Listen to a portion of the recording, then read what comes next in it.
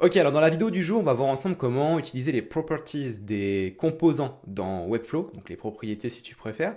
On avait déjà fait une vidéo sur les composants il y a quelques mois, mais là on remet un peu à jour parce que maintenant il y a des petites nouveautés. Donc on va t'expliquer comment les utiliser tout simplement.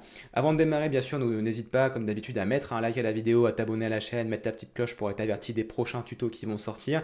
Et comme d'hab, si tu veux en apprendre plus sur Webflow, on a une initiation qui est 100% offerte que tu peux retrouver dans la description de cette vidéo.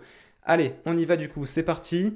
Je vais te montrer tout ça. Alors là, comme tu peux voir, on travaille sur le design, enfin l'ancien design de Design Joy, en fait, qui est une agence Webflow, que tu peux retrouver sur Scrapflow, hein, je te le dis, au cas où. Tu peux aller sur scrapflow.co, voilà, et tu vas retrouver l'agence dessus. Voilà, il y a d'autres sites aussi qui sont super cool, que tu peux aller voir, qui sont tous faits sur Webflow, donc n'hésite pas.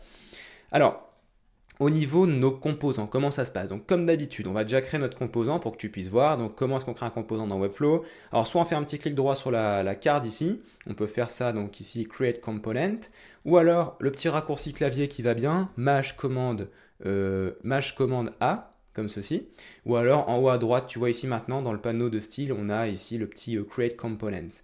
Alors on va l'appeler comment? On va l'appeler simplement Benefits Card, notre composant. Voilà.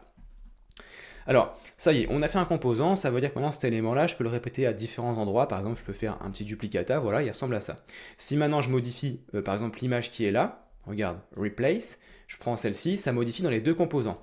Mais si, admettons maintenant, je veux modifier ma carte au niveau du texte, au niveau de l'image, indépendamment de l'autre composant, comment est-ce que je m'y prends?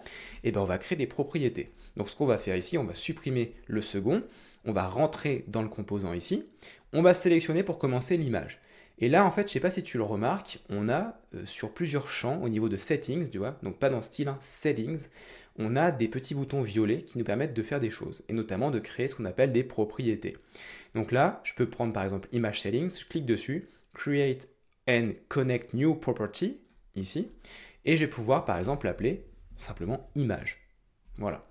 Je vais faire Create, je peux aussi mettre une image par défaut, je peux donc la remplacer, si jamais je veux pas celle-ci, je veux peut-être plutôt celle-là par défaut, et là je fais Create. Ok, là maintenant c'est simplement un élément qui ne peut plus être modifié directement ici dans la partie, dans l'édition du composant, mais qui pourra se modifier en dehors. Je vais te montrer après.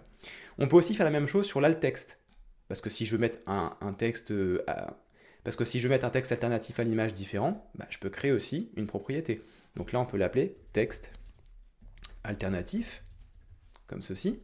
Là, je peux choisir le défaut, donc custom description, decorative, etc. Donc custom, par exemple, ici.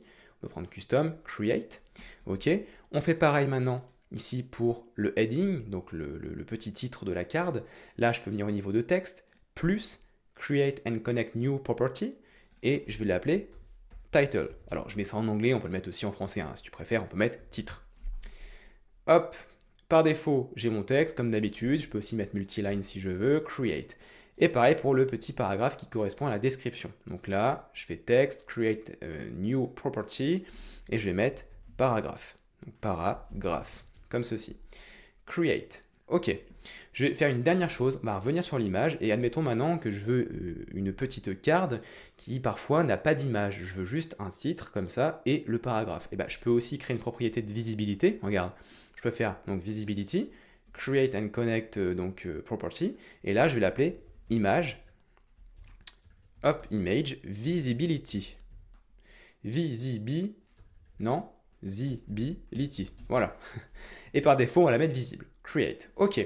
Si maintenant je sors de mon composant, tu vois là, je suis bien sorti, je suis en dehors du composant, eh bien, regarde ce qui se passe. J'ai accès à mes différents éléments. Quand je clique sur l'image, j'ai maintenant la possibilité de modifier l'image de la carte, le texte alternatif, le titre et le paragraphe, et également la visibilité de l'image. Donc je peux faire masquer, visible. Je peux maintenant changer le titre, donc design Joy, tiens, voilà, ça modifie dans la carte. C'est absolument génial.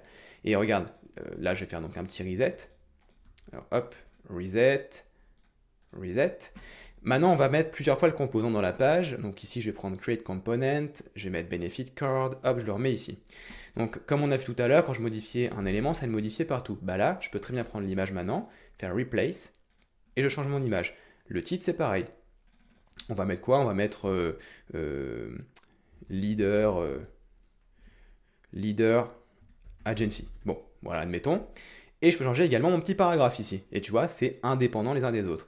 Et pareil, si je veux plus avoir d'image dans certaines cartes, eh ben, je peux faire hidden, tout simplement. Voilà, c'est absolument génial. Petite précision, on peut aussi réorganiser, tu vois ici, les différentes propriétés. Comment est-ce qu'on s'y prend? On rentre dans le composant. Là maintenant, on a un quatrième onglet, tu vois, props, ici. Et bien là, tu peux simplement les déplacer. Par exemple, image visibility, je veux plutôt qu'il soit sous l'image. Donc je vais le faire glisser ici, voilà. Maintenant, je sors de mon composant. Et là, comme tu peux le constater, image visibility, c'est juste ici. Voilà. Tu sais donc maintenant, voilà, du coup, tu sais donc maintenant comment utiliser les propriétés pour les différents composants. Je t'invite à bien t'amuser avec. Et puis nous, on se retrouve dans une prochaine vidéo. À très bientôt. Ciao!